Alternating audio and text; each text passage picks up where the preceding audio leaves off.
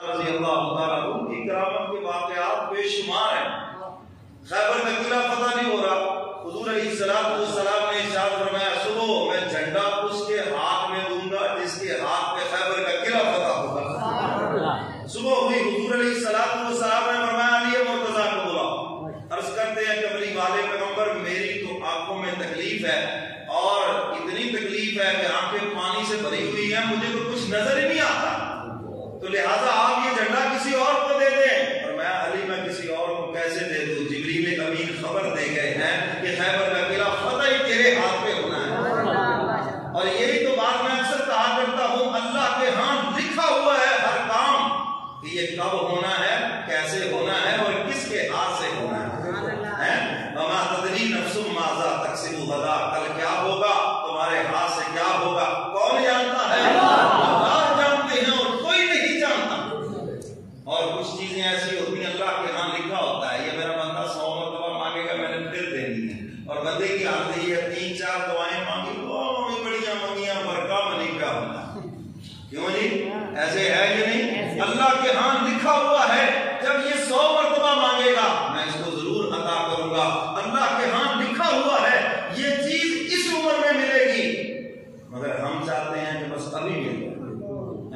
جیسے کوئی 5 سال کا بچہ کہے جی میں آج ہی کیوں پڑھنا ہے، بن سکتا ہے؟ آپ اس کو سمجھائیں گے بیٹا ابھی تیری عمر ہی نہیں ہے، جب تو جوان ہوگا، بالغ ہوگا، تیری شادی ہوگی، پھر تو باپ بنے گا، پھر تجھے اللہ اولاد دے گا، میں نے آج ہی پڑھنا ہے۔ یہی ہماری حالت زار ہے، ہماری ندانی کی بھی یہی حالت، آج ہی امیر ہونا ہے جی، آج ہی یہ ہونا ہے۔ اللہ میاں سن ہی نہیں رہے، اور اللہ کے ہاں لکھا ہوا ہے کس عمر میں اس کو بیماری لگنی ہے، کس عمر میں اس کو یہ نعمت ملنی ہے، کس عمر میں میں نے کس کس نعمت سے نوازنا ہے، اور بندہ ہے جلد باز اور وہ چاہتا ہے کہ ابھی ہو جائے۔ اور میں یہ تو کام ہے خدا کا، تیرا کام ہے مانگنا، دروازہ کٹائے جانا، تو اپنا کام کرتا جا، اور جب وقت آئے گا ہم اپنا کام کرتے جائیں۔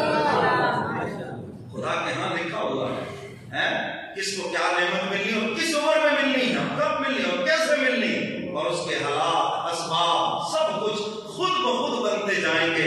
تو میرے محترم سامعین، حضور فرما رہے ہیں کہ جبریل امین خبر دے گئے ہیں جتنا مرضی زور لگا لو، جب تک جھنڈا علی کے ہاتھ میں نہیں آئے گا خیبر کا قلعہ فتح نہیں ہوگا۔ لکھا ہوا ہے۔ تو حضور علیہ السلام نے فرمایا علی کو بلاؤ۔ سیدنا علی مرتضیٰ آ گئے، اب آپ کو پکڑی ہوئی ہیں، کسی نے ہاتھ پکڑا حضور کی خدمت میں لے آئے، جی کھڑے ہیں، آنکھوں سے پانی چل رہا ہے، یا رسول اللہ مجھے تو نظر بھی نہیں آ رہا، میری طرف دیکھو۔ حضور نے اپنا لعاب دہن جی اپنی یہ شہادت والی انگلی سے اپنی زبان سے لگایا اور سیدنا علی مرتضیٰ کی آنکھوں پہ لگا۔ سبحان اللہ، یہ وہی شہادت کی انگلی ہے، اشارہ ہو آسمان کا چاند تو ٹکڑے ہو کے قدموں میں آیا۔ میرے کملی والے پیغمبر کا یہی لعاب دہن کنویں میں پڑے، کڑوا کنواں میٹھا ہو جائے، یہی لعاب دہن حضرت جابر کی ہنڈیاں میں پڑے، جو 3 آدمیوں کا کھانا تھا 1400 آدمی کھا رہے۔ کہہ دو سبحان اللہ۔ یہ میرے کملی والے پیغمبر کا لعاب دہن بابرکت، اللہ نے ایسا محبوب کو بنایا، فرمایا برکتیں رحمتیں وہیں پہ ڈیرے لگا دو جہاں میرا محبوب ہے۔ حضور نے اپنا لعاب دہن سیدنا علی مرتضیٰ کی آنکھوں میں لگایا، فوراً آنکھوں کی تکلیف ختم، پانی رک گیا، اور عرض کرتے اللہ کے محبوب اب تو ایسے لگا جیسے آنکھوں میں کبھی تکلیف ہی نہیں۔ اور سیدنا علی مرتضیٰ کے ہاتھ میں جھنڈا، تو نعرہ تکبیر لگا کر جب آگے بڑھے اور خیبر کا قلعہ پھر فتح ہوا سیدنا علی مرتضیٰ رضی اللہ تعالیٰ عنہ کے ہاتھ کے اوپر۔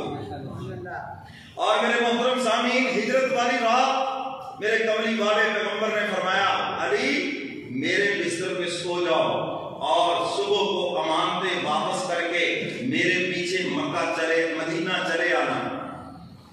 اللہ اکبر، 100 کافر تلواریں لے کے باہر کھڑے ہیں۔ کسی پوچھنے والے نے پوچھا علی پھر خوف سے نیند تو نہیں آئی گئی؟ ہمیں تو تھوڑا سا خوف لگ جائے، کورونا کے خوف ہمیں کہیں نیند نہیں آئی، کیوں جی فون کر کر ایسے کرایا، دعا کریو کہ مثبت نہ نکل آئے کتنے، ہاں دعا کریو جی بچ جاؤ۔ خدا کی ذات پہ بھروسہ کرو یار، کیوں ڈرتے ہو اس سے؟ جس سے ڈرنا ہے اس سے تو ڈرتے نہیں، مولا سے ڈرو، اور یہ سب چیز اس کے حکم کے تابع ہے۔ اب تعالیٰ فضل فرما دیں گے اور ہر بیماری سے تمہیں محفوظ کر لیں گے، اس سے ڈرو، اس سے تو ڈرتے نہیں ہیں۔ تو سیدنا علی مرتضیٰ سے کسی نے پوچھا کہ حضور علیہ السلام کے جب گھر کا محاصرہ تھا، 100 کافر تلواریں لے کے کھڑے تھے کہ صبح کو جب حضور نکلیں گے تو ہم آپ کو شہید کر دیں گے یا ہم صبح کو حملہ کر کے آپ کو شہید کر دیں گے، تو رات بھر نیند تو نہیں آئی ہوگی؟ سیدنا علی مرتضیٰ فرماتے ہیں قسم سے بتاتا ہوں جو نیند اس رات آئی وہ کبھی بھی نہیں آئی، اور اتنی مزے کی نیند آئی۔ پوچھنے والے نے پوچھا علی وہ کیسے یار، تمہیں پتا نہیں کہ وہ حضور کو شہید کرنے کے لیے کھڑے ہیں؟